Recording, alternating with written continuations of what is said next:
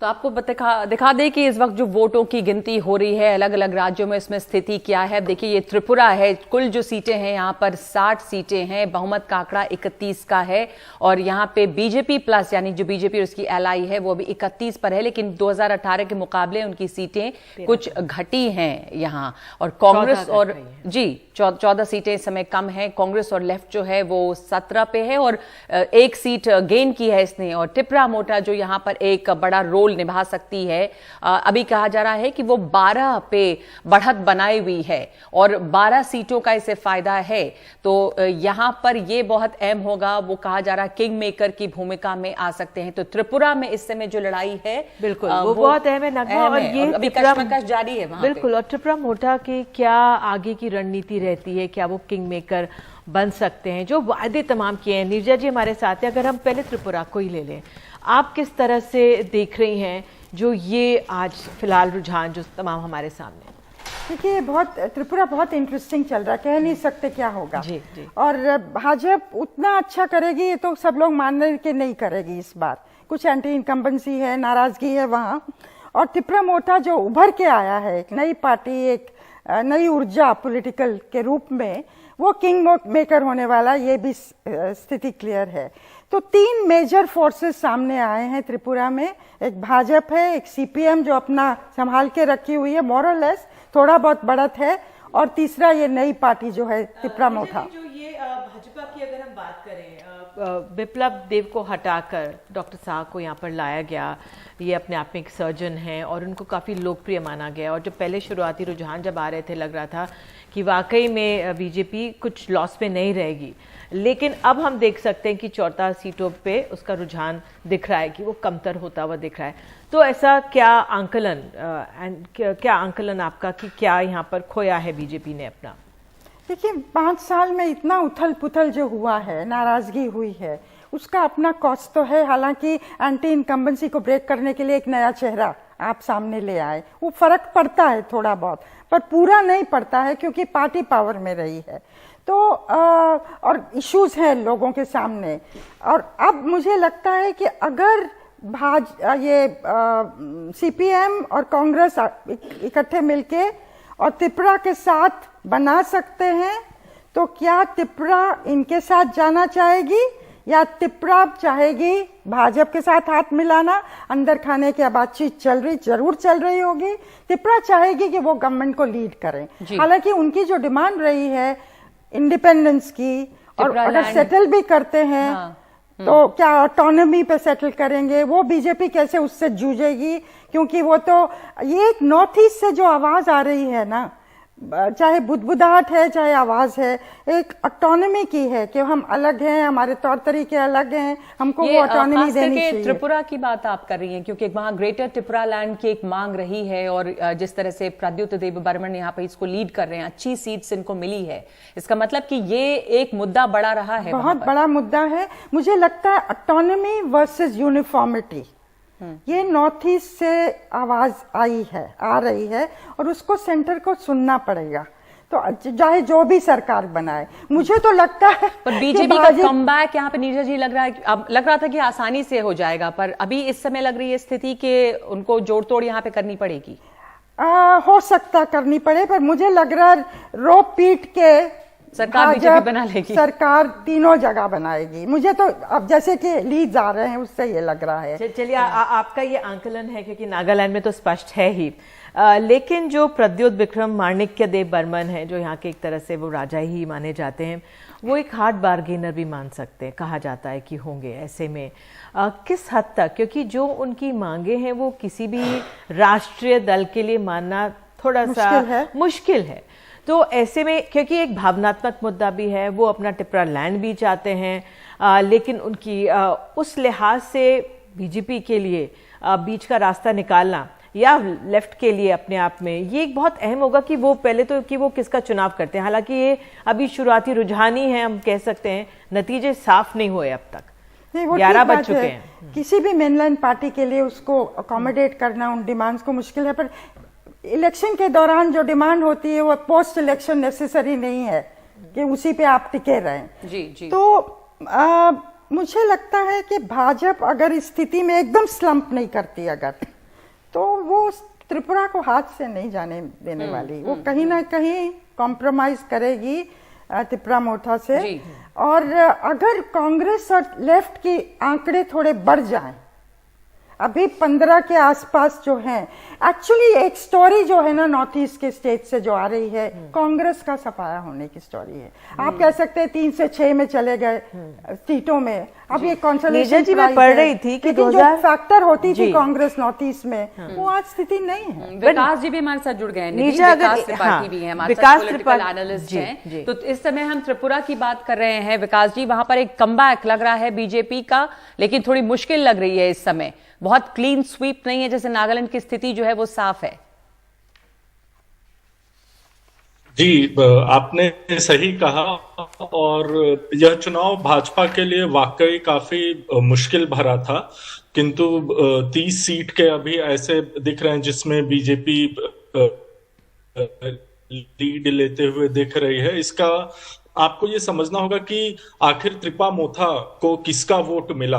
तो अगर आप 2018 के चुनाव से अभी के 2023 के चुनाव की तुलना करती हैं, तो आप देखती हैं कि पिछले बार ये एक जनजातीयतावादी पार्टी है और जिसके कारण भाजपा को बड़ा लाभ हुआ था। लेकिन ये जो त्रिपा मोथा पार्टी का निर्माण हुआ और जनजातीयवादी राजनीति चली, उसके चलते वो वोट ना केवल ट्राइबल रीजन में बीजेपी को नुकसान पहुंचाया, जहां पर कि त्रिपा मोथा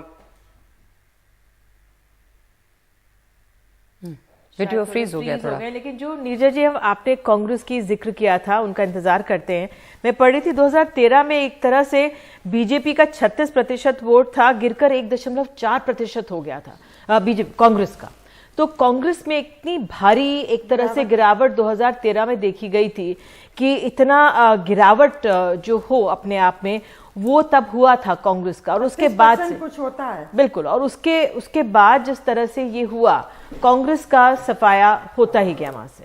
और ये बहुत ही अजीब चीज और बीजेपी ने हमेशा लुक ईस्ट पॉलिसी पे 2014 से लुक ईस्ट पॉलिसी पर तवज्जो दी है। प्रधानमंत्री हमेशा लुक ईस्ट करते रहे, और लुक ईस्ट पॉलिसी पे, और फिर हेमंत बिस्वा शर्मा को इंचार्ज बनाया, और फिर उन्होंने स्टेट में जाके काम किया। और ये जो सीटें हैं पूरा नॉर्थ ईस्ट को इकट्ठा देखा जाए तो एक मिड साइज स्टेट की तरह है ना। 26 सीटें जो लोकसभा को देता है नॉर्थ ईस्ट, अगर आप उनको देखिए कि अगर एक स्टेट 1 या 2 या 3 देता है, असम को छोड़ दीजिए, वो तो फिर बहुत छोटा छोटा माना जाएगा। टुगेदर तो एक लंप देता है, उस पर नजर है। इस समय भी जो एक बहुत अग्रेसिव कैंपेन किया गया है भाजपा द्वारा इन तीनों स्टेट्स में, जो खबरें आ रही हैं बहुत ही अग्रेसिव। नागालैंड के लोग तो ये बोल रहे हैं कि हमने ऐसा कैंपेन कभी पहले नहीं देखा। आप देखिए, गृह मंत्री वहां पे जाते हैं, जो वेस्ट नागालैंड है, जो कम डेवलप्ड एक तरह से बताया जाता है, ईस्ट नागालैंड, तो वहां पर गृह मंत्री अमित शाह ने इतनी अपनी रैलियां की हैं। प्रधानमंत्री ने तवज्जो दी। राहुल गांधी गए, वो मेघालय गए, शिलोंग में एक रैली उन्होंने की। और मैं सुन रही थी कि अब जो उनकी भारत जोड़ो यात्रा जिस तरह से दक्षिण से उत्तर की तरफ थी, अब शायद ईस्ट वेस्ट शायद हो उनका 2024 से पहले। लेकिन ये अपने आप में है कि बीजेपी का जो चुनावी फोकस है उसमें वो कोई, अब जिस तरह से कर्नाटक में कार्पेट बाउंड्रिंग की कल खबर थी कि किस तरह से। जी भी जुड़ गए हैं हमारे साथ। निधि, बिल्कुल, बीजेपी असम बीजेपी से अच्छी खबर इस समय आ रही है आप प्रमोद जी, या मुश्किल है? त्रिपुरा में कमबैक की बात हो रही थी, नागालैंड में भी इस समय अभी जो सीट्स थी, बढ़त जो मिली थी, वो कुछ कम भी हुई है। प्रमोद जी, 50 से 35 कहा जा रहा है। मैं यही कहना चाहता हूं कि एक समय नॉर्थ ईस्ट की जो पहचान थी, वो आतंकवादी गतिविधियों के लिए नॉर्थ ईस्ट की पहचान होती थी। लेकिन आज स्थितियां बदली है और माननीय प्रधानमंत्री श्री नरेंद्र मोदी जी के नेतृत्व में आज नॉर्थ ईस्ट की जो पहचान है वो विकास के तौर पे होती है। और आसाम के पहले जो मुख्यमंत्री थे वो लोकप्रिय गोपीनाथ बोरदोले थे। लेकिन कांग्रेस पार्टी इतने लंबे समय तक केंद्र में शासन किया, लेकिन लोकप्रिय गोपीनाथ बोरदोले जी को उन्होंने भारत रत्न नहीं दिया। भारतीय जनता पार्टी ने उनको भारत रत्न दिया। और जो हमारे म्यूजिक के और कल्चर के आइकॉन डॉक्टर भूपेन हजारिका साहब है, उनको भी कांग्रेस पार्टी ने भारत रत्न नहीं दिया, उनको भी भारत रत्न जो है वो भारतीय जनता पार्टी ने मतलब कि भारतीय जनता पार्टी ने वहां की संस्कृति, वहां के आइकॉन्स को आप कह रहे हैं कि पहचान दी और नेशनली मैं एक बात और उसमें जोड़ देना चाहता हूं। स्पोर्ट्स की जो हमारी आइकॉन है मैरी कॉम जी, मैरी कॉम को भी आज 2016 में राज्यसभा में एमपी बना करके मणिपुर से जो है बिलोंग्स करती है, उनको भारतीय जनता पार्टी ने भेजा है। तो Bharatiya Janata party north east के जो हमारे सम्मानीय लोग हैं, जो स्पोर्ट्स फर्टर्निटी से है, पॉलिटिकल फर्टर्निटी से है, कल्चर फर्टर्निटी से है, उनको सम्मान दिया गया है। लेकिन पहले ये सम्मान नहीं मिलता था, सिर्फ एक ही परिवार का वर्चस्व था और एक ही परिवार अपनी इच्छा के अनुसार कार्य करता था। लेकिन आज ऐसा नहीं है, आज स्थितियां बदली है। जो जिस क्षेत्र में सम्मानित व्यक्ति है उसको सम्मानित किया जाता है और ये पॉलिसी में बहुत बड़ा बदलाव आया है, जिसका फर्क आपको अब देखने को मिल रहा है। बिल्कुल, जो एक मल्टी डायमेंशनल जो बीजेपी की चुनावी प्रचार की कोशिश रहती है, तमाम क्षेत्रों को साथ लेते हुए, और आज जिस तरह से आपने कहा स्पोर्ट्स फ्रेटर्निटी को सामने रखकर एक तरह से प्रचार होता है, तो ये राजनीतिक दलों की अपनी अपनी प्रक्रिया होती है। लेकिन इसमें किसको ज्यादा फायदा मिल रहा है? नीरजा जी, जो ये बात अभी कही उन्होंने मैरी कॉम का जिक्र किया, आप किस तरह से देखती है इस नीति को कि जो एक पूरा विकास की जो बात होती है, क्योंकि आप रोड्स बना लें, गरीबी दूर करें, आप तमाम वायदे करते हैं, सड़कें और नल में पानी और उज्ज्वला योजना करते हैं, लेकिन फिर स्पोर्ट्स के जो आइकॉन्स हैं उनको सामने रखना, उनमें भी अपनी अस्मिता जगाना, ये भी एक तरह से एक तरीका है बीजेपी का प्रचार का। नहीं, कई तरीके हैं बीजेपी के, तो एकदम माहिर है उस चीज में। तो किस तरह से मैसेज को आप ले जाएंगे दूर दूर तक, और पूरा टेक्नोलॉजी, नया मीडिया, सोशल मीडिया, हर एक चीज को इस्तेमाल किया है। वो तो बिल्कुल एक स्कूल है बीजेपी का कि कैसे चुनाव जीते जाएं। लेकिन कांग्रेस को भी हाल में जो भारत जोड़ो यात्रा में राहुल गांधी को रिस्पांस मिला, हर जगह पॉजिटिव रिस्पांस मिला, रीब्रांडिंग हुई उनकी इमेज की, लोग नई नजर से देख रहे हैं।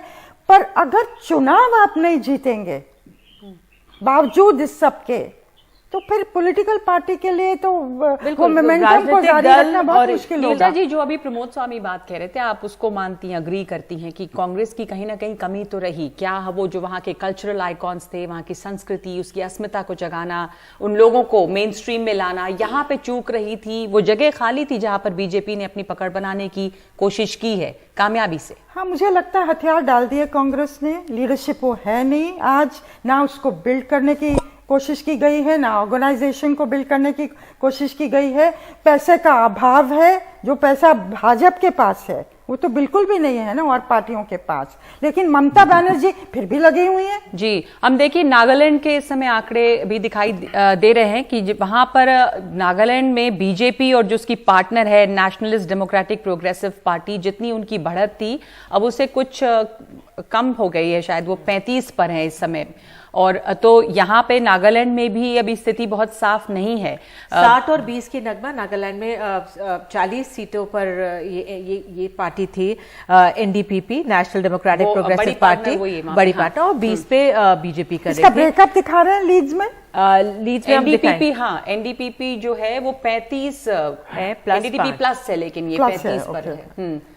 तो ये त्रिपुरा, मेघालय और नागालैंड के आंकड़े अभी आएंगे। हाँ। देखिए ये नागालैंड बीजेपी के 13 है, बीजेपी के 13 है यहाँ पिछली बार से एक ज्यादा बता रहा है। बीजेपी प्लस एनडीपीपी जो है वो 35 पर है और मिला के जो है वो 5 ऊपर गई है इस समय जो सीटें हैं। कांग्रेस को भी 3 इस बार मिल रहे हैं। एक अहम बात जो कांग्रेस नागालैंड की मैं करना चाहूंगी, यहाँ पे एक भी महिला विधानसभा में कोई उम्मीदवार कभी कोई जीता ही नहीं है। इतने सालों से, आजादी से इतने चुनाव हुए, एक भी महिला जीत कर नहीं आई। ये अपने आप में बहुत आश्चर्यजनक था जब मैंने पढ़ा था। एक ही स्टेट है जहां ये हुआ है और वहां की महिलाएं बहुत ही मजबूत, ऐसा नहीं है कि घर में घूंघट ओढ़ के बैठना, वो नहीं है बिल्कुल। फिर भी ये बहुत ही अजीब ही कहानी है। इस बार 4 महिलाएं हैं, 2 मजबूत स्थिति में है कि जीत सकती हैं, जो खबर आ रही है। तो बहुत बड़ा ब्रेक थ्रू होगा। मेरे लिए सबसे बड़ी खबर नागालैंड से यही होगी, कोई महिला जीता है कि नहीं। प्रमोद स्वामी हमारे साथ बने हुए हैं। प्रमोद जी, ये अपने आप में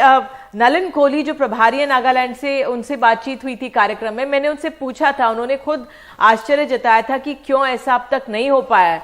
लेकिन आपने भी एक उम्मीदवार उतारी है, लेकिन क्यों इतना भरोसा नहीं, या क्या कारण आप देखते हैं कि महिलाएं यहाँ पर नागालैंड में जीत के नहीं आई? नहीं, देखिए, ये तो हर स्टेट का अपना अपना ये बात है, इस पे मैं ज्यादा बोलना नहीं चाहूंगा। महिला को निश्चित रूप से आगे आना चाहिए, लेकिन राजनीति में उनकी भागीदारी क्यों नहीं है, ये एक बड़ा प्रश्न है। इस पे निश्चित रूप से चिंतन होना चाहिए। लेकिन जहां नॉर्थ ईस्ट में जो आप जो नतीजे देख रही हैं, उसके ऊपर मैं ये कहना चाहूंगा कि नॉर्थ ईस्ट जो है वो साउथ ईस्ट एशिया का गेट पे बन चुका है। और अभी आप देखिए गेट पे बन चुका है। आपने अहम बात कही। रोहन गुप्ता हमारे साथ कांग्रेस से हैं, जल्दी से एक रोहन का कमेंट ले लेते हैं। रोहन, कांग्रेस ने प्रचार भी ज्यादा नहीं किया और नीरजा जी जैसे कह रही हैं हथियार ही एक तरह से डाल दिए थे। एक बारी गए मेघालय शिलोंग में राहुल गांधी प्रचार करने।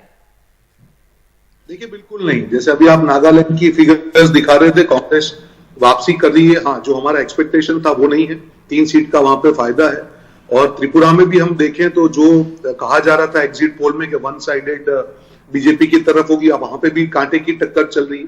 जो मैंने आखिरी देखा 28 सीटों पर भाजपा आ गए। तो हम लोग लड़ रहे हैं। एक रिकंस्ट्रक्शन जो पार्टी का हो रहा है। आप देखेंगे कि नॉर्थ ईस्ट में कांग्रेस पार्टी को बहुत ज्यादा डिफेक्शन का जो खामियाजा भुगतना पड़ा है।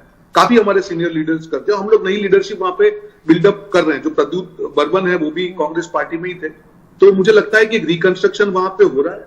हमने ये सोचा था कि कांग्रेस और लेफ्ट के वोट का जो कंसोलिडेशन होना चाहिए, व्यक्तिगत रूप से मैं मानता हूं कि वो पूरी तरह से नहीं हो पाया जो हमने एक्सपेक्ट किया था। That is one of the reason. But अगर मैं मेघालय की बात करूं तो अभी भी जो टीएमसी से हमारा वोट शेयर ज्यादा है। तो ओवरऑल हाँ, जो अभी दिख रहे हैं रुझान हमारा एक्सपेक्टेशन से कम है। But as far as vote share is concerned or the way forward is concerned, I think we are coming back. तो मतलब आप संतुष्ट हैं जो भी आपका परफॉर्मेंस है? आप कहीं तीसरे नंबर पर हैं, कहीं आप चौथे नंबर पे हैं, ऐसा कहीं है नहीं कि आप? मैं संतुष्ट नहीं हूँ। हाँ, मैं आशावादी हूँ, संतुष्ट नहीं हूँ। आशावादी मतलब जो कर रहे हैं आप अभी वो कोई आपको लग रहा है कोई बुरा नहीं है, बेहतर कर सकते हैं। तो आप देख रहे हैं राज्यों की जंग 2023 में 3 नॉर्थ ईस्ट के 3 राज्य जहां पर इस समय वोटों की गिनती चल रही है। रुझान आ रहे हैं, रुझान जो आ रहे हैं वो थोड़े से सुस्त भी हैं अभी। और बड़ा सवाल यही है कि 2024 की राह क्या यहां से निकल रही है? बीजेपी इन तीनों राज्यों में अच्छा ही प्रदर्शन कर रही है, त्रिपुरा, नागालैंड और मेघालय। तस्वीर बहुत साफ अभी नहीं है कहीं पर। आप अगर हम आंकड़े एक बार फिर से दिखा दें कि त्रिपुरा में इस समय क्या स्थिति है, तो त्रिपुरा में 32 पर है बीजेपी प्लस, यानी जो बीजेपी और उसकी एलआई यहां पर है, और उसकी सीटें यहां कुछ कम हुई हैं। तो त्रिपुरा में मुकाबला है कड़ा और यहां पर असमंजस की स्थिति बनी हुई है।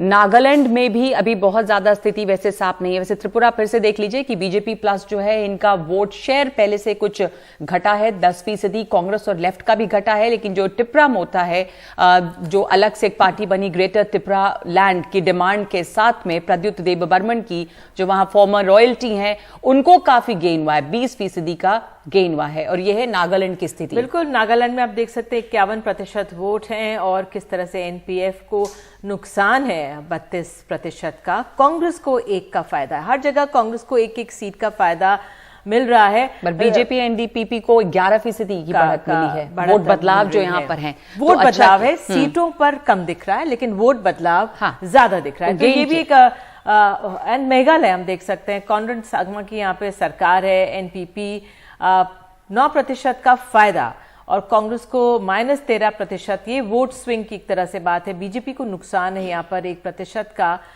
तो ये तमाम यहाँ पर अभी स्थिति साफ नहीं है। एनपीपी 25 पे है निधि, मतलब लीड्स जो है वो 25 पे हैं, यूडीपी 8 पे है, टीएमसी भी अच्छा कर रही है, टीएमसी 6 पे है वहां पे। तो नगमा, ये टीएमसी का आपने जिक्र किया, ब्रेक से पहले रोहन ने भी टीएमसी का जिक्र किया। तृणमूल ने, ममता बनर्जी ने यहाँ पे रैलियां की, पूरा पुरजोर कोशिश की। रोहन, अगर हम बड़ी तस्वीर देखें, ये 3 छोटे राज्य हैं लेकिन हम ये बहुत बड़ी अहम भूमिका संदेश देंगे इनके नतीजे जो 2024 के चुनाव हमारे सामने हैं।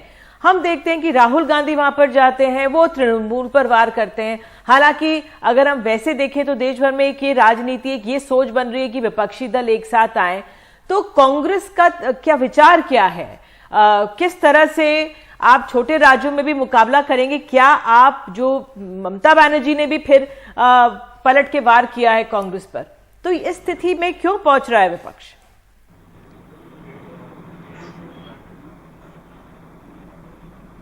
रोहन, थोड़ी सी आपकी लास्ट में I could not here properly, can you repeat? हाँ, तो कांग्रेस की नीति क्या है? आप विपक्ष के नेताओं पर ही वार करते हैं, मेघालय शिलोंग में जाकर जब प्रचार करते हैं तो क्यों? देखिए, जिस प्रकार मैंने जैसे तीनों राज्यों की बात की, मेघालय में हम डिफेक्शन का वहां पे खामियाजा भुगत रहे हैं, हमारे लीडर्स काफी टीएमसी में चले गए, इसीलिए हम लोग बात कर रहे हैं कि जब आप बीजेपी के सामने लड़ाई की बात कर रहे हैं, हम नेशनल पर्सपेक्टिव में हम बात कर रहे हैं, तो हम एक विचारधारा की लड़ाई की बात करते हैं। जो पार्टी बीजेपी के सामने लड़ने की बात करते हैं, वही पार्टी डिफेक्शन के सहारे पे बीजेपी को कहीं ना कहीं मजबूती मिल रही है। मैंने आपको कहा कि हम नागालैंड की हम बात करें या त्रिपुरा की बात करें, वहां पे हमारे परसेंटेज बढ़े। हमने सोचा था कि लेफ्ट और कांग्रेस के जो ज्वाइंट उससे कंसोलिडेशन होगा, वो कहीं ना कहीं नहीं हुआ। बट टीएमसी का जो रोल रहा, देखिए मैं जानता हूं पॉलिटिक्स है, हम किसी को रोक नहीं सकते हैं, बट आप जब विचारधारा की लड़ाई लड़ते हैं तो कहीं ना कहीं आपको एक लाइन ड्रॉ करनी पड़ेगी कि आपकी लड़ाई किसके साथ में है। और इसी का फायदा जो बीजेपी को, मैं बिहार का भी चुनाव मैंने देखा था, वहां पे भी उसको बीजेपी को सहारा मिला एआईएमएम से। गुजरात की मैं बात कर रहा हूं, वहां से आम आदमी पार्टी ने जो वोट डिवीजन किया उसको बीजेपी का वो मिला। तो कहीं ना कहीं ये समझना पड़ेगा सबको। नहीं, आइडियोलॉजी की बात केरल में, और हमने देश में देखा था, यूपीए की सरकार थी तो दिल्ली में क्या था और केरल में क्या था। नीरजा जी, ये अपने आप में जो विपक्ष है, अगर हम टीएमसी की बात करें, टीएमसी ने यहाँ पर प्रचार किया और उसको फायदा होता हुआ भी दिख रहा है, क्या आपका आंकलन? ठीक बात है एकदम। बीजेपी ने इतना अग्रेसिव प्रचार किया, आपने जो पहले हमने बात की है, प्रधानमंत्री का जाना, गृह मंत्री का जाना, रिपीटेडली जाना, और मतलब ऐसा नहीं कि छोटी स्टेट है क्या फर्क पड़ता है, हमारे लोग कर लेंगे, बिल्कुल भी नहीं। उसको तूल दे रहे हैं, अहमियत दे रहे हैं, क्योंकि ये इलेक्शन इंपॉर्टेंट है, नॉर्थ ईस्ट उनके लिए बहुत इंपॉर्टेंट है, 2024 बहुत इंपॉर्टेंट है, और क्योंकि एक साइजेबल काउंट जाता है यहाँ से नॉर्थ। मैं तृणमूल की बात कर रही थी, तृणमूल कांग्रेस। अच्छा, तृणमूल कांग्रेस तो ममता बनर्जी ने जाके, सॉरी आई मिसअंडरस्टूड दैट, उन्होंने तोड़ ही लिया ना कांग्रेस को जी। तभी वो लोगों को, तभी वो रोज था जी। हाँ, वो एक स्प्रिंग बोर्ड था उनका, वो तोड़ना। और उसके बाद उन्होंने भी उसी तरह, जैसे कि भाजपा के नेता जाके वो कैंपेन कर रहे हैं, ममता बनर्जी ने भी जाके बहुत कैंपेन किया है। देखिए, एक बड़ी बात है कि नॉर्थ ईस्ट पर जितना फोकस नहीं रहता था पहले, अब ये 3 राज्य जहां चुनाव हुए हैं और जहां पे काउंटिंग हो रही है, कितने ज्यादा इस पर तवज्जो भी है, और इसका श्रेय तो बीजेपी को दिया ही जाएगा कि इतना ज्यादा वो फोकस वापस वहां पर ले आए हैं कि इतनी कड़ी लड़ाई जो है वो हो रही है। विकास त्रिपाठी हमारे साथ हैं। विकास, बीजेपी की तरफ से ये कहा जा रहा है कि मेघालय, नागालैंड में भी हमारा शहर बड़ा है, नागालैंड जो इलाका जहां पर ईसाई बहुल इलाका है, वहां पर भी हमने बहुत अच्छा प्रदर्शन किया है, और कांग्रेस का जो सेक्युलरिज्म है वो झूठा साबित हुआ है। तो रोहन गुप्ता, आपसे भी इस पर प्रतिक्रिया लूंगी, पर आपको कितनी सच्चाई दिखती है इस बात में? ये विकास त्रिपाठी के एक क्रिश्चियन डोमिनेटेड इलाका है, बीजेपी अगर वहां भी अच्छा करती है तो क्या संदेश है? देखिए, ये तीनों राज्यों को मैं अगर एक सर्कल में आप देखते हैं तो तीनों राज्यों बहुत ही कठिन राज्य हैं। ये तीनों छोटे छोटे राज्य हैं जहां 500,000 मतदाता भी चुनाव किसी भी असेंबली सेगमेंट में चेंज कर सकते हैं। जहां तक नागालैंड का चुनाव है, वो चुनाव बीजेपी ने की जो सबसे बड़ी सफलता रही वो ये रही कि नेफ्यू रियो के साथ उन्होंने अपना गठबंधन मजबूत रखा। बीजेपी की जो पूरी रणनीति पूर्वोत्तर के राज्यों में रही है वो यही रही है कि जनजातीयतावादी दलों के साथ अपना गठबंधन बना कर चलें, और ऐसे कई मुद्दे होते हैं जिनमें भाजपा अपने जो वैचारिक उनके जो बंधन हैं उनमें थोड़ी लचीलता लाती है, और जो वहाँ जनजातीयतावादी मूल्य हैं, आधार हैं, मान्यताएं हैं, उनको समावेशी करते हुए आगे चलती है। इसी फॉर्मूले को लेते हुए भाजपा ने गठबंधन भी जनजातीयतावादी दलों के साथ किया, चाहे मेघालय हो, चाहे त्रिपुरा हो, चाहे नागालैंड हो। तीनों राज्यों में अगर आप देखें, कहीं आईपीएफटी है, कहीं मेघालय में तो उन्होंने इस बार कोई गठबंधन नहीं किया, लेकिन नागालैंड में उन्होंने एनडीपीपी के साथ किया। तो इसमें मतलब धर्मनिरपेक्षता एक बड़ा मुद्दा नहीं है। केंद्र के प्रति वहां पर निर्भरता सदैव, लेकिन जो त्रिपुरा पार्टी है उससे तो बातचीत टूटी, क्योंकि ग्रेटर त्रिपुरा की मांग है, इसमें तमाम नेशनलिस्ट पार्टीज जो हैं, मतलब नेशनल लेवल की जो पार्टियां हैं, चाहे चाहे कांग्रेस हो चाहे बीजेपी, वो समझौता कर नहीं पाएगी इस मुद्दे पे। लेकिन देख रहे हैं कि त्रिपुरा मोथा एक अच्छे तरह से उभर कर सामने आ रही है और एक इंपॉर्टेंट एक्स फैक्टर हो सकती है यहाँ पे। विकास जी बिल्कुल, मैं आपकी इस बात से सहमत करता हूं और इस बात का अंदाजा तो इसी से लगाया जा सकता है कि भाजपा के भी मत प्रतिशत में गिरावट आई है और कांग्रेस और वामपंथी दलों के भी जो मत प्रतिशत में गिरावट आई है, तो जिसका सीधा और एकदम निर्णायक फायदा त्रिपा मोथा को हुआ है। जी। और त्रिपा मोथा अगर एक हंग असेंबली की अगर संभावना बनती है तो त्रिपा मोथा वहां पर एक निर्णायक भूमिका निभाएगी। लेकिन मैं एक बात रखना चाहता हूं यहाँ पर, अगर आप समय दें तो। जी बोलिए। त्रिपुरा के संदर्भ में देखिए, त्रिपुरा का चुनाव वाकई बहुत कठिन चुनाव था भाजपा के लिए भी और कांग्रेस कम्युनिस्ट अलायंस के लिए भी, क्योंकि एक के लिए सर्वाइवल का प्रश्न था, दूसरे के लिए रिवाइवल का प्रश्न था। तो कांग्रेस कम्युनिस्ट अलायंस अपना एक रिवाइवल की स्ट्रेटेजी के साथ लड़े और जो सबसे बड़ी चुनौती भाजपा के समक्ष थी वो यही थी कि त्रिपा मोथा को कैसे कंटेन करें, क्योंकि जो बीजेपी का उत्कर्ष था त्रिपुरा में, जो बीजेपी जिस तरह से बढ़त हासिल की थी, उसके पीछे जनजातीयतावादी जो मतदाता थे और वो आईपीएफटी के गठबंधन के चलते भाजपा के साथ जुड़े थे और जिसकी वजह से बीजेपी के सीटों में और मत प्रतिशत में एक भारी उछाल आया था। लेकिन इस बार त्रिपा मोथा ने एक बड़ी चुनौती दी और उस बड़ी चुनौती के चलते खास तौर से जो 10 और 11 सीट का आप अभी जो ट्रेंड देख रही हैं, ये जी अभी फिर से बढ़त बना ली है बीजेपी प्लस ने त्रिपुरा में भी। अब बीच में कम होती है सीटें लेकिन कभी बढ़ जाती है। तो ये जो कांग्रेस और कम्युनिस्ट पार्टी का भी जो अलायंस है, उनका भी जो प्रदर्शन है, ये मतलब इतना बुरा नहीं, ये भी एक शोभनीय प्रदर्शन है। हालांकि वे कहीं से भी अभी इस स्थिति में नहीं है कि बहुमत तक पहुंच रहे हैं। उनके पास अभी करीब 14 से 16 के रेंज में सीट दिख रही है। लेकिन जिस तरह का ध्रुवीकरण समझ में आ रहा था और कई एग्जिट पोल ऐसे दिखा रहे थे कि पूर्णतः एक तरफा लड़ाई होगी और जो बंगाली स्पीकिंग समाज है त्रिपुरा में, उसमें पोलराइजेशन होगा और पूर्णतः वह भाजपा की ओर मुड़ेगा, ऐसा होता दिख नहीं रहा है। प्रमोद जी, ऐसा नहीं दिखाई दे रहा है इस समय, आप इस पर क्या कहेंगे? और दूसरे की गठबंधन पार्टियों का, आपके गठबंधन पार्टियों के साथ आपका वोट शेयर कम भी हुआ है और पिछली बार वाली कामयाबी दोहरा नहीं पा रहे हैं अगर हम त्रिपुरा को देखें। बार हमारी लड़ाई कम्युनिस्टों के साथ थी और इस बार कम्युनिस्ट और कांग्रेस पार्टी दोनों एक हो गए। तो और 5 साल हमने वहां शासन भी किया तो उसके भी अपने कई माने होते हैं। तो लेकिन उसके बाद में भी अगर 33 सीट अगर हम अभी जीतता हुआ जो दिखा रहे हैं आपके स्क्रीन में, तो ये अपने आप में बहुत बड़ी बात है। और आप देखिए मेघालय की अगर हम बात करें तो मेघालय में त्रिपुरा की अगर बात करें प्रमोद जी, क्योंकि ये एक आपने भी मुख्यमंत्री कैंडिडेट वहां पे बदला, कहा गया जो वहां पे इतनी हिंसा बढ़ी उससे भी बीजेपी भी चेत गई वहां पर, और जो परेशानी वहां पे लोगों को हुई, एक तरह से एक जवाब है ये कि भाई हिंसा पर आपको लगाम लगानी है। हालांकि आपने मुख्यमंत्री का चेहरा वहां पे बदला लेकिन वो इतना कारगर साबित नहीं हुआ। नहीं, मुख्यमंत्री तो हमने गुजरात में भी बदला, गुजरात में हमारी सीटें काफी ज्यादा आई। तो मुख्यमंत्री का चेहरा हमारे लिए ज्यादा इंपॉर्टेंट नहीं है, हमारे लिए ज्यादा इंपॉर्टेंट है कि वहां भारतीय जनता पार्टी दूसरी बात सरकार बना पा रही है या नहीं बना पा रही है, तो ये ज्यादा इंपॉर्टेंट है। और हमने आज देखिए प्रतिभा भौमिक को आप लेकर आते हैं, केंद्र की मंत्री प्रमिता, वहां पे आपने विधानसभा में आपने उनको चुनाव लड़ाया है।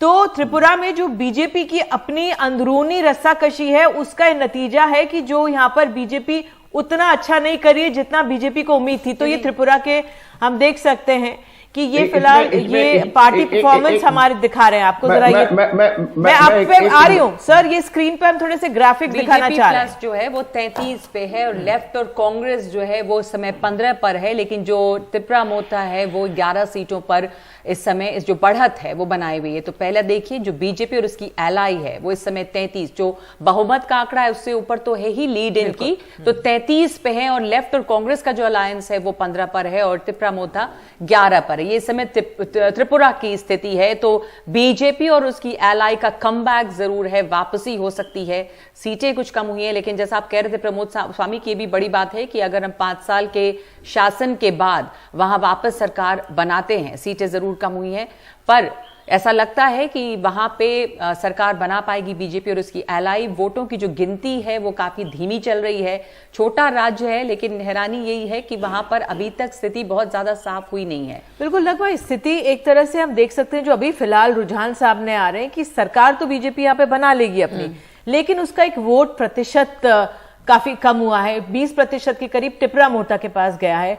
नीरजा जी, ये वोट प्रतिशत जाना, क्योंकि बीजेपी हर चीज पर नजर रखती है, भले ही सीटें सरकार उसकी बन जाए त्रिपुरा पर, लेकिन एक बड़ा चंक है वोट्स का जो त्रिपुरा मोर्चा की तरफ स्विंग हुआ है। ये एक भावनात्मक मुद्दा है, उनकी संस्कृति, उनकी अस्मिता, उनकी इच्छा से जुड़ा हुआ है। तो ये इसका अपना असर 2024 के जब लोकसभा चुनाव होंगे उस पर भी शायद पड़ सकता है। देखिए, और ये ट्राइबल सीट्स में काटा है त्रिपुरा ने, जो भाजपा ने बड़े पैमाने पे जीती थी पिछली बार। तो ये चीज जो हम कह रहे हैं ना, ऑटोनॉमी, अपनी संस्कृति, अपनी भाषा, जो आइडेंटिटी है, ये सवाल नॉर्थ ईस्ट में बहुत अहम सवाल है, और इसको भाजपा को मद्देनजर लेना होगा, इस सेंटिमेंट को, चाहे मेघालय में, चाहे यहाँ है नागालैंड में या त्रिपुरा में या मिजोरम में, कहीं भी। तो ये एक बहुत, मुझे लगता है, स्ट्रॉन्ग मैसेज आ रहा है, चाहे जो भी सरकार बनाए नॉर्थ ईस्ट से इस बार। रोहन, ये एक सवाल कांग्रेस के सामने भी होगा कि कांग्रेस अपनी रणनीति में कैसे बदलाव लाती है, क्योंकि आपने अभी भारत जोड़ो यात्रा की, उसमें आपने कह दिया भारत बिखर रहा है और हमें एक साथ जोड़ना, लेकिन अगर आप उत्तर पूर्व से लेकर इधर आते तो यहाँ पर जो स्थानीय मुद्दे हैं वो बहुत अहम है। तमाम राज्य, पंजाब में देख लीजिए स्थिति बदल रही, तो ऐसे में उत्तर पूर्व से लेकर आप अगर इधर जाते हैं पश्चिम की तरफ, भारत जोड़ो यात्रा भी होती है, या क्या नीति है आपकी उत्तर पूर्व को लेकर, क्योंकि यहाँ पर क्षेत्रीय स्थानीय मुद्दे ज्यादा ज्वलंत है, प्रज्वलंत है। देखिए दीदी, ये चुनाव में अगर कांग्रेस पार्टी को आप देखें तो जो तोड़फोड़ की गई पार्टी में, डिफेक्शन की हम बात कर रहे हैं, जैसे त्रिपुरा में भी प्रद्युत हमारी पार्टी में थे, हम लोग मेघालय की हम बात करें तो पार्टी कई मतलब महीनों से ये डिफेक्शन से जूझ रही थी, और पार्टी के लिए वहां से कमबैक करना, एक नई लीडरशिप करना, मैं मानता हूं बहुत बड़ी चैलेंज थी। आज वोट शेयर में अगर हम देखें, मेघालय में आज हम टीएमसी से ऊपर हैं, हमारा वर्टिकल स्प्लिट होने के बावजूद भी अगर हम दोनों को जोड़ते हैं तो हम बीजेपी को बीट कर सकते हैं। तो मैं मानता हूं चैलेंजेस है, पर जिस प्रकार से जो आने वाले दूसरे चुनाव हैं, मैं कर्नाटका की बात करूं या हम लोग छत्तीसगढ़ की बात करें, एमपी की बात करें, जिस हिसाब से पार्टी अपने आप को तैयार कर रही है, तो हमको अगर हिमाचल में जीत मिली है तो हिमाचल में हम लोग कहीं ना कहीं बीजेपी से डायरेक्ट फाइट में जीतते हैं, और वहां पे पूरे चुनाव को हम लोकल इश्यू पे लड़ाने में कामयाब रहे। हमको उसी से एक मैसेज लेके कि जैसे हिमाचल एक मॉडल था जहां पे हमारे पास स्ट्रॉन्ग लीडरशिप थी, लोकल इश्यूज थे, हमारे मैनिफेस्टो में दम था।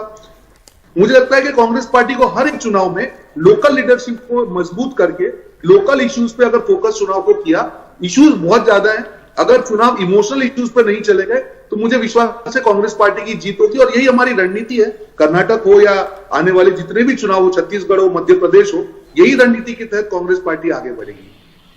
जी नीरजा जी, त्रिपुरा की बात हम कर रहे हैं, मेघालय में क्या आपको लग रहा है? कॉनराड सांगमा, जाहिर उनका प्रदर्शन अच्छा है, मेघालय में एक तरह से स्थिति साफ लग रही है बिल्कुल।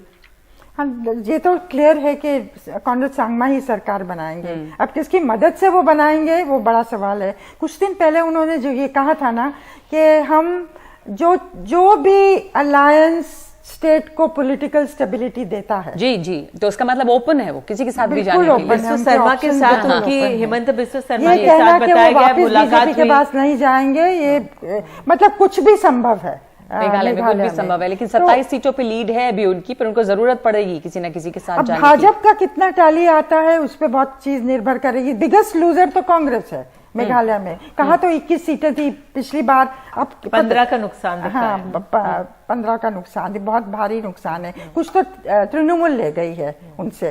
तो कांग्रेस की जो पोजीशन थी नॉर्थ ईस्ट में कुछ स्टेट्स में, तृणमूल उसको लेना चाहेगी, वहां उसकी भरपाई करना रोहन जी चाहेगी। को आपकी जो जगह है वो तृणमूल ले रही है, इसमें कामयाबी काफी उसे मिली है, आप अग्री करते हैं इस बात से?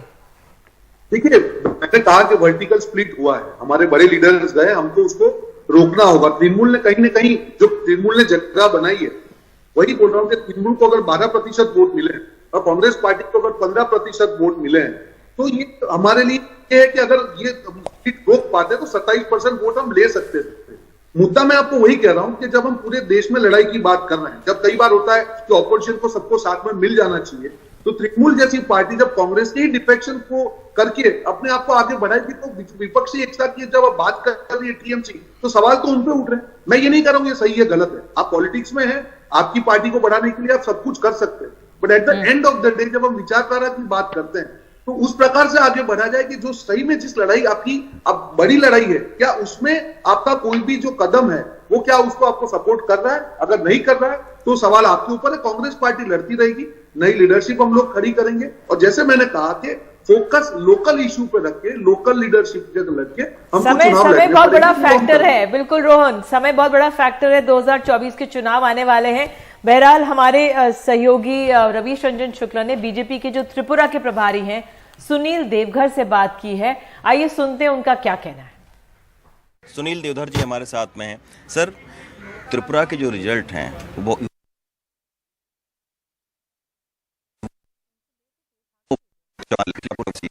देखिए, रुझानों में आपका कहना सही है, लेकिन जब 4 राउंड्स के बाद अभी 3-4 राउंड्स और बाकी है, तो मैं पूरी तरह से आश्वस्त हूँ कि हम अपने बलबूते पर सरकार बनाएंगे। हो सकता है कुछ सीटें कम आएगी, लेकिन हम लोग कंफर्टेबली सरकार बनाएंगे, ऐसे अभी मेरा मानना है। त्रिपुरा मोथा के साथ में आप लोग संपर्क में हैं, क्योंकि अभी ये लग रहा है कि सत्ता की चाबी मतलब उसके पास में है, तो क्या आप लोगों की फिर से कोई दोबारा बातचीत हुई है प्रदोष से, या जो ग्रेटर त्रिपुरा की बात चल रही थी जिस पर बातचीत आपकी टूटी थी, वो फिर से कुछ बात बन सकती है उनके साथ? 3-4 राउंड्स में आप देखेंगे कि हम 35 तक पहुंच जाएंगे और हम कंफर्टेबली सरकार बनाएंगे। रही बात त्रिपुरा लैंड की, इसी मुद्दे के ऊपर हमारी बातचीत सक्सेसफुल नहीं हो सकी थी, क्योंकि हम अलग राज्य नहीं दे सकते, ये बहुत स्पष्ट है।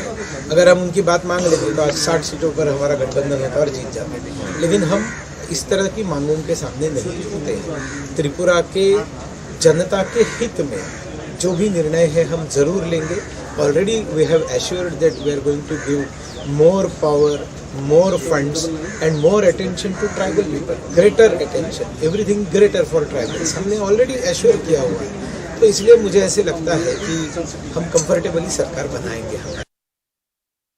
आप में हम देख सकते हैं कि बीजेपी कहीं पर भी एक तरह से तैयारी पूरी उसकी है। बिल्कुल, बीजेपी ये कह रही है, जैसा कि आपने अभी सुना सुनील देवघर को, उन्होंने कहा कि राज्य में जो सरकार है वो हम बनाएंगे। उनका भरोसा है, गठबंधन पार्टियों का वोट शेयर जो है वो कम हुआ है, पिछली बार की कामयाबी दोहरा नहीं पाए हैं। मेघालय और नागालैंड में भी हमारा मत प्रतिशत बढ़ा है। नागालैंड जैसे ईसाई बहुल इलाके में भी हमने अच्छा प्रदर्शन किया है, और कांग्रेस का जो सेक्युलरिज्म है वो यहां पर चला नहीं, या एक तरह से कहें कि वो झूठा साबित हुआ है। तो मुद्दे जो हैं वो क्या काम किए हैं नॉर्थ ईस्ट में, ये भी एक बहुत, नॉर्थ ईस्ट यानी कि त्रिपुरा, मेघालय और नागालैंड में वो कौन से मुद्दे हैं जो हावी रहे हैं। तो मैं अगर नीरजा जी आपसे ये पूछूं, अगर एक एक करके भी हम देखें, तो त्रिपुरा में आपको क्या लगता है कि क्या मुद्दे हावी रहे? यहीं पर आप देख रही हैं कि एक ग्रेटर त्रिपुरा लैंड की जो बात है वो, यानी कि जो स्थानीय रीजनल मुद्दे हैं वो यहां पर काफी जोर शोर से उठकर आए हैं। और इसमें मैं अगर जोड़ दूं नीरजा, क्योंकि मैं देख रही थी कि एक तो स्थानीय मुद्दे भी हैं, लेकिन जो हम देश के जो मुद्दे कहते हैं, जो हम देश में बेरोजगारी का मुद्दा कहते हैं, तो मैं तीनों राज्यों में देख रही थी ये मुद्दे उठे। ऐसा नहीं है, युवा नागालैंड में देख रही थी कि युवा कहते हैं भाई ठीक है आप स्थानीय मुद्दे, तमाम वहां पे रीजनल फ्रंट्स हैं, लेकिन उनके लिए भी रोजगार एक चुनौती है।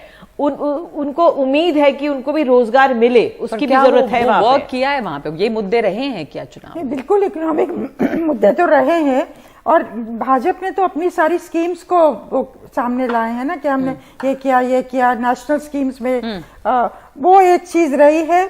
और पर ओवरऑल मैं दोबारा ये कहना चाहूंगी कि जो चीज सामने आ रही है, नई चीज जो आ रही है, नया एम्फोसिस जो आ रहा है वो स्थानीय मुद्दों पे है और आइडेंटिटी के मुद्दों पे आइडेंटिटी नहीं तो टिपरा इतना आगे, नई पार्टी इतना बड़ा मतलब नाउमीदी भी एक फैक्टर रहता है। और आपने जिस तरह से कहा स्थानीय भावनाएं जो होती हैं, अपना स्थानीय नेता राजा अगर उन बातों को कहे और एक वो फिर एक टिपरा लैंड का वो हो जाता है, वो पूरा एक तरह से हमने देखा तेलंगाना जैसे बना, उसके बाद तमाम परिस्थितियां बनी, लेकिन वो किस हद तक वो एक अपने आप में एक चुनौती है किसी भी राष्ट्रीय पार्टी के लिए उसको हाथ मिलाना, वो कितना क्लाइम डाउन करेंगे तो अपनी वोटर को साथ रखेंगे, वो सब है।